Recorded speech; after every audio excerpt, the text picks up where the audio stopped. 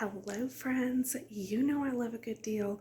Found an amazing deal on chicken tenders, so I'm going to show you how to can up chicken the absolute easiest way you can with the easiest cut of meat and a little trick to make sure each jar turns out right every single time. So let's get started on stocking up our pantry. Today we are doing chicken tenders. There was a huge sale, clearance chicken tenders at Aldi's yesterday.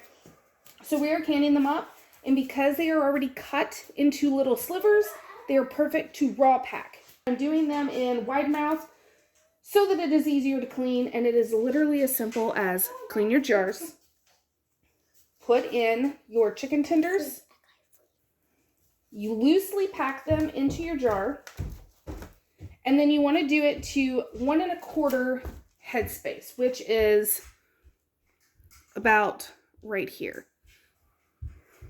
So that's kind of where we're at.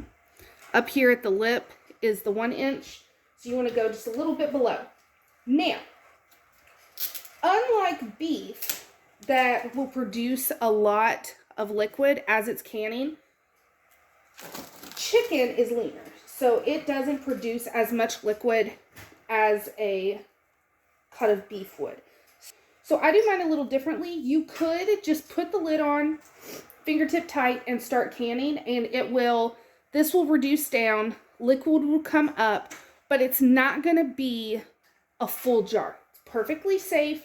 There's nothing wrong with it. It actually states on the home food preservation website that it's not going essentially to look aesthetically pleasing.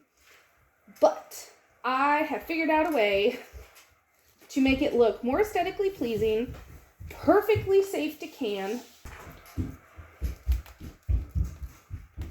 Okay. And you want to loosely pack, so you don't want to shove anything down.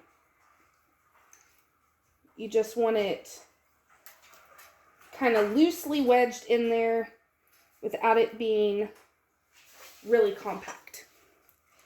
So here's where it gets fun.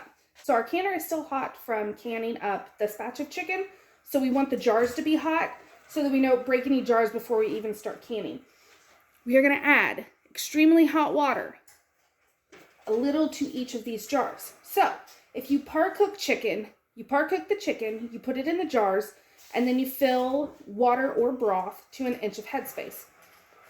We are going to do raw packed chicken, and we're only going to fill it up part of the way. Just a little bit in each jar, probably to the 2 inch mark, honestly, because it is going to produce some liquid, but it is not going to produce enough liquid to completely cover it.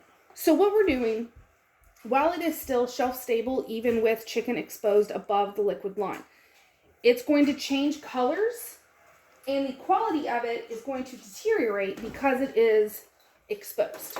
And so all we're doing is stopping the exposure by adding just a little bit of liquid to help it along its way. So then you just want to debubble. You don't want any air pockets. And don't smash it all down, because then that'll just defeat the purpose of us loosely packing. So you can see we have a good 2 inches, maybe more, on the top of our headspace.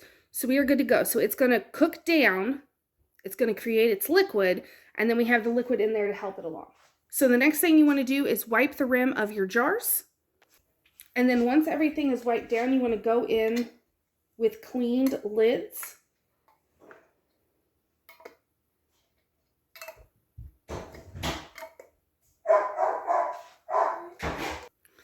And then we put our rings on, and you want these to be fingertip tight, and pints will go, for my altitude, 75 minutes at 10 pounds of pressure. If you have a higher altitude, you will probably need to have a higher pressure and possibly even more time.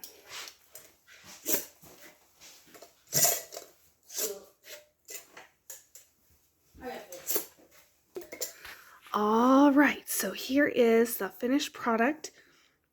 You can see we have almost a perfect liquid line.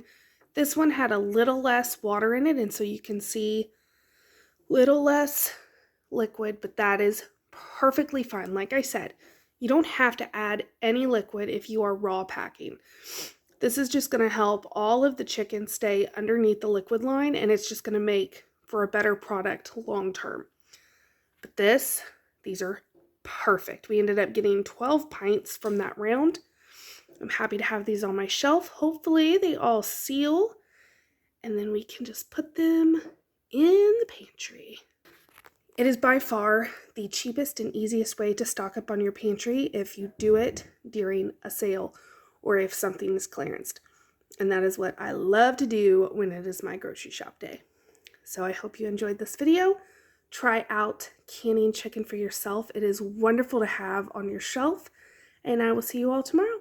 Thanks for watching.